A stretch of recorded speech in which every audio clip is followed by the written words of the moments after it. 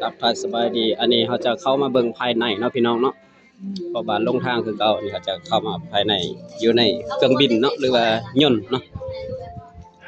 ภาษาต่างประเทศเขาก็ว่าเครื่องบินเนาะแต่ว่าภาษาลาวเขาเอิ้นยนต์หรือว่าเรือบินเนาะพี่น้องจะเป็นห้องกัปตันเนาะพี่น้องเนาะโอเคห้องกัปตันไปมานะให้คนเข้ามาถ่ายก่อนรอคิวก่อนครับลูกค้ากันกระไดพอบ้านได้ผ้ามาเก็บภายในเนาะได้มาก็บ่แพงพี่น้องซื้อปีก็200ซื้อปียนต์ในบ้านในเมืองเขาก็เอิ้นซื้อตั๋วเนาะแต่ว่าลาวเขาเอิ้นปีแต่ว่าบ่แม่นปีต่างประเทศปีลาวเนาะจะเป็นอันนี้ประตูเพิ่นเนาะประตูของเครื่องบินนะอันนี้จะเป็นภายนอกพี่น้อง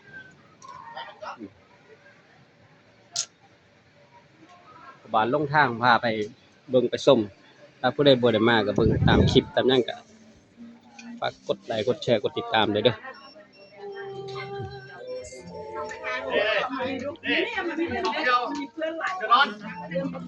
นี่ก็เป็นลูกทั่วของเฮานี่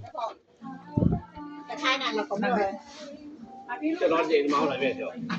ลูกทั่วของเฮาเบิดแหละลูกทั่วเฮาก็12คนพี่น้องนี่ถ้าสมมุติว่าเฮาซื้อปีมา200เฮาจะได้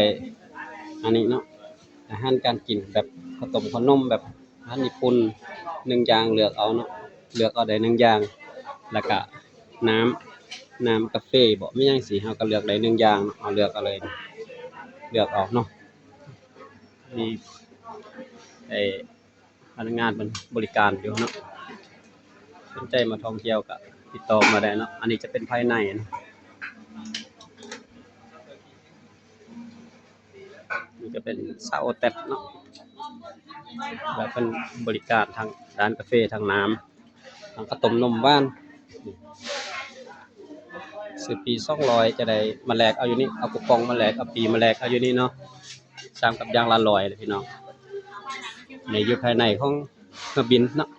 เครื่องบินแล้วว่าเครื่องบินหรือว่ายนต์เอาซั่นๆอันนี้ก็พ่อบ้านก็ลงทางอันนี้ก็แม่นเจ็ดนี่มันลูกทัวร์เฮาเบิดแหละ12คนลูกทัวร์เฮาแม่นเบิดแหละนี่